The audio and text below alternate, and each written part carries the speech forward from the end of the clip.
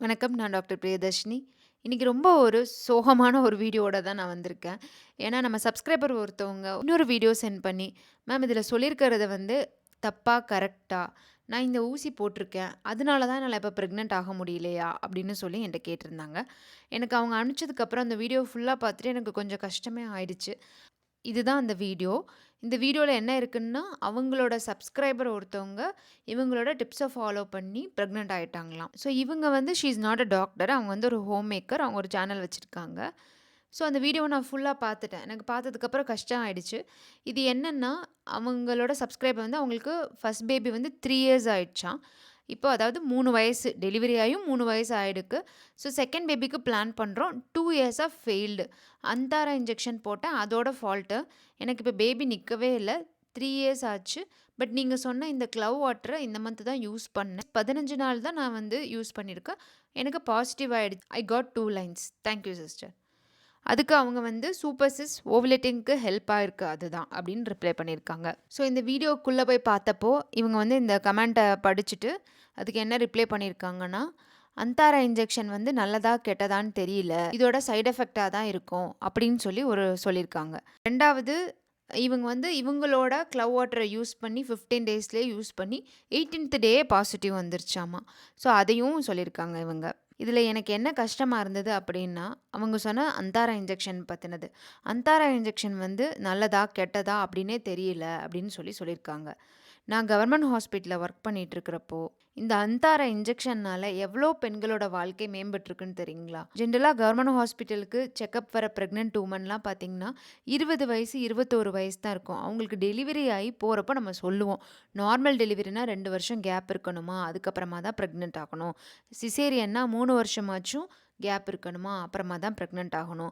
Because இந்த 2 வருஷத்துக்குள்ள தான் உங்க பாடி நல்லா ரெக்கவர் ஆகும். அதுவும் இல்லாம குழந்தை பிறந்த கொஞ்ச நாள் அவங்களும் சரியா தூங்க மாட்டாங்க. மதருக்குமே சரியா தூக்கம் இருக்காது.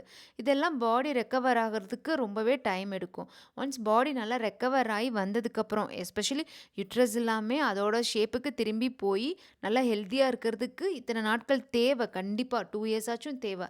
அதனால தான் அது எப்பவுமே 2 இயர்ஸ் ஆச்சும் மினிமம் ரெக்கமெண்ட் பண்றதே. ஸோ, நம்ம சொல்லிவிட்டு அனுப்புவோம். ஆனா, அவங்க 6 மாசத்திலே திரும்ப பிரெக்னன்ட் ஆயிடுவாங்க.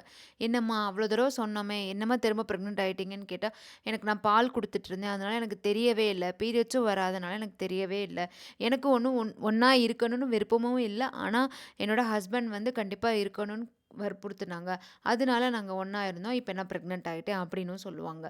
இப்போ இந்த மாதிரி 6 மாசத்திலே பிரெக்னன்ட் ஆனா என்ன ஆகும்னா, அந்த பெண்ணோட உடம்பு இன்னும் ரெக்கவரியே ஆயிருக்காது. அதுக்குள்ள செகண்ட் பிரெக்னன்சிக்கு உள்ள இன்னொரு குழந்தை உருவாகிட்டு இருக்கு இல்லையா? அதுக்கு தகுந்த ஊட்டச்சத்து வேற போணும். தனக்கும் ஃபர்ஸ்ட்டு ஊட்டச்சத்து கிடைக்கணும். அதுக்கப்புறம் யுட்ரஸ்ல இருக்கக்கூடிய இன்னொரு பேபிக்கும் ஊட்டச்சத்து கிடைக்கணும். அது மட்டும் இல்லாம ஆல்ரெடி வெளிய ஒரு 6 மாசத்துல ஒரு குழந்தை இருக்கு. அந்த குழந்தைக்கும் ஊட்டச்சத்து போய் கிடைக்கணும். இவ்ளோ விஷயங்கள் இருக்கு இல்லையா? அதனால தான் அந்த கேப்புக்காக தான் அந்த கான்ட்ராசெப்டிவ் கருத்தடையா கவர்மெண்ட்டே ஃப்ரீயா போடக்கூடிய இன்ஜெக்ஷன் தான் அந்தாரா. ஓகேவா? இந்த அந்தாரா இன்ஜெக்ஷன் எப்ப போடுவாங்கன்னா, டெலிவரி ஆனதுக்கப்புறமோ, இல்ல நீங்க ரெக்வெஸ்ட் பண்ணி கேட்குறீங்கன்னா, அப்பயே ஒரு ஷாட் ஆஃப் இன்ஜெக்ஷன் போடுவாங்க. ஒரு இன்ஜெக்ஷன் போடுவாங்க. அந்த ஒரு இன்ஜெக்ஷன் பார்த்தீங்கன்னா, 3 மாசத்துக்கு பிரெக்னன்ட் ஆகாம இருக்கிறதுக்கு ஹெல்ப் பண்ணும். அதோட அந்த ஹார்மோனோட எஃபெக்ட் ஒரு 2 டூ 3 மந்த்ஸ் இருக்கும். ஆனா, அதுக்கப்புறம் அந்த இன்ஜெக்ஷனோட எஃபெக்ட் இருக்காது. இப்ப நீங்க லாஸ்ட் ஒரு இன்ஜெக்ஷன் எப்ப எடுத்திருக்கீங்களோ, அந்த டேட்லருந்து 5 டூ 7 மந்த்ஸ் வரைக்கும் பிரெக்னன்ட் ஆக முடியாது தான். ஏன்னா, அந்த ஹார்மோன்ஸோட எஃபெக்ட் இருக்கும். பட் நானே பார்த்துருக்கேன். நானே அந்தாரா இன்ஜெக்ஷன் போட்ட சில பேஷண்ட்ஸ் பார்த்தீங்கன்னா, 7த் மந்த், 8த் மந்த்லயே கன்சீவ் ஆனவங்கலாம் உண்டு. இன்னொன்னு கவர்மெண்ட்டே இந்த ஒரு இன்ஜெக்ஷன போடுறப்போ, அவங்க ஜஸ்ட் லைக் தட் ஒரு இன்ஜெக்ஷன மக்களுக்கு போட்டுற மாட்டாங்க. அதுக்கு பின்னாடி நெறைய ட்ரையல்ஸ் இருக்கும். இது மக்களுக்கு சேஃப் இல்லையா? எந்த மாரி சைட் எஃபெக்ட் இருக்கும், இருக்காது இதெல்லாம் பார்த்து எஸ்பெஷலி அவங்க எப்போ அவங்களுக்கு திருப்பி இந்த ஃபெர்டிலிட்டி பிரெக்னன்ட் ஆகக்கூடிய அந்த சான்சஸ் திரும்ப எப்ப திரும்பும் இதெல்லாம் பார்த்து தான் மக்களுக்கே குடுப்பாங்க. ஜஸ்ட் லைக் தட் இவங்க சொல்ற மாரி நல்லதா, கெட்டதான்னு தெரியலங்கிற அளவுக்கெல்லாம் குடுக்க போறது கிடையாது. எப்படி ஒரு மக்களுக்கு அவங்க கவர்மெண்ட் இப்படி குடுப்பாங்க? இங்க பாருங்க ஒரு ஸ்டடீஸ்ல பார்த்தீங்கன்னா, அந்தாரா இன்ஜெக்ஷன் எடுத்துக்கிட்ட பெண்கள் 70% பேர் வித்தின் 12 மந்த்ஸ் 1 வருஷத்துக்குள்ளேயே கன்சீவ் ஆயிடுக்காங்க. 92% பீப்பிள் பார்த்தீங்கன்னா, 24 மாசத்துக்குள்ளேயே அதாவது 2 வருஷத்துக்குள்ளேயே கன்சீவும் ஆயிடுக்காங்க. இது ஒரு ஸ்டடீஸ். அதாவது நெறையா பேர வச்சு இதில போட்டவங்க எத்தன பேருக்கு இவ்வளோ நாளுக்குள்ள பிரெக்னன்ட் ஆயிருக்காங்க அப்படிங்கிறத வச்சு இந்த ஒரு சர்வே. ஓகேங்களா? ஸோ இத ஜஸ்ட் லைக் தட் அந்தார இன்ஜெக்ஷன் வந்து நல்லதா, கெட்டதான்னு சொல்லக்கூடாது. ஏன்னா, உங்கள அவ்ளோ ஃபாலோ பண்றவங்க இருக்காங்க. அவங்களுக்கு நீங்க சரியான இன்ஃபர்மேஷன் சொல்லணும் இல்லையா?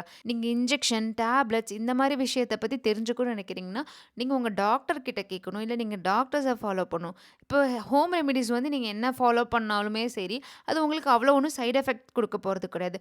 தேங்க்ஃபுல்லி உங்களுக்கு அது ஹெல்ப் ஆச்சுன்னா ரொம்ப நல்ல விஷயம் தான். பட் ஸ்டில் அது உங்களுக்கு ஒர்க் அவுட்டே ஆகுனாலும், அதனால ஒரு சைட் எஃபெக்ட் கிடையாது. பட் இவங்க ஜஸ்ட் லைக் தட் அந்தார இன்ஜெக்ஷன வந்து நல்லதா, கெட்டதான்னு தெரியலன்னு சொல்றது, இத போய் இன்னும் 2 பேர், 4 பேர்ட்ட சொல்றப்போ, அந்த 4 பேர் 8 பேர் ஆவாங்க. 8 பேர் அடுத்து 16 பேர் ஆவாங்க. அத நம்பாம போறவங்க நெறைய பேர். பட் அதோட இம்பார்ட்டன்ஸ் என்னன்னு உங்களுக்கு தெரியாதனால தான் இப்படி சொல்றீங்க. ஒரு கவர்மெண்ட் ஹாஸ்பிட்டல்ல யங் ஏஜ்லயே திரும்ப திரும்ப பிரெக்னன்ட் ஆயிட்டு வரவங்க பெண்கள் நெறைய பேர் இருக்காங்க.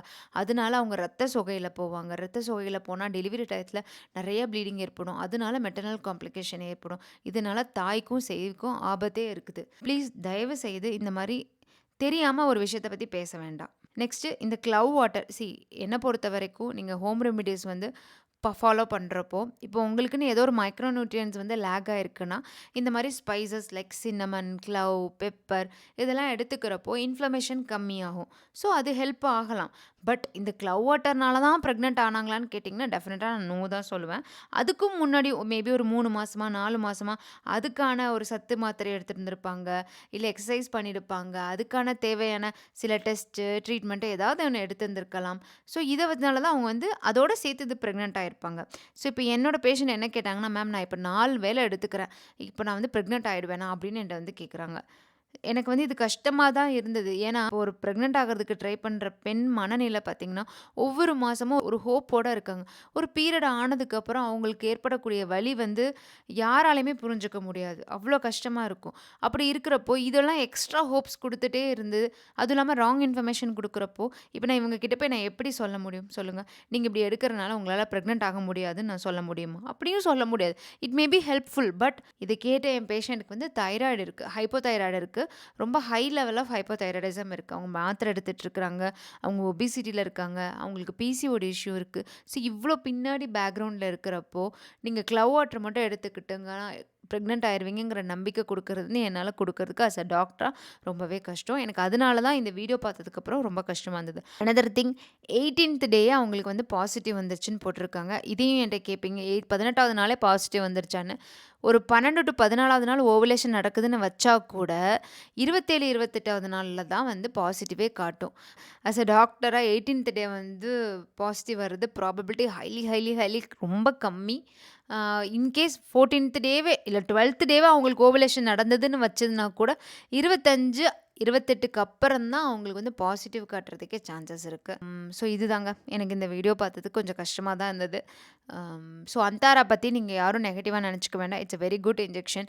நீங்க கான்ட்ராசெப்டிவ்க்காக போடணும்னு நெனைக்கிறவங்க போட்டுக்கலாம். இது போட்டனால தான் பிரெக்னன்ட் ஆகலையான்னு நெனைக்காதீங்க.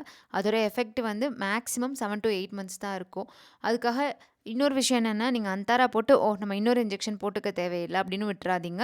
அதோட மைல்டு எஃபெக்ட் 7 டூ 8 மந்த்ஸ் இருக்கும். பட் நீங்க அந்தாரா போட்டு கன்டினியூட்டியா கான்ட்ராசெப்ஷன் பண்ணணும்னு நெனச்சீங்கன்னா, உங்க டாக்டர பார்த்து எத்தன தடவ போட்டுக்கணுங்கிறத நீங்க செப்பரேட்டா செக் பண்ண வேண்டியது இருக்கும். இந்த இன்ஃபர்மேஷன் உங்களுக்கு ஹெல்ப்ஃபுல்லா இருக்கும்னு நெனைக்கிறேன். நீங்களும் உங்களுக்கு இந்த மாதிரி ஏதாவது டவுட் இருந்தா அந்த வீடியோவ ஷேர் பண்ணுங்க. தேங்க்ஸ் ஃபார் வாட்சிங்.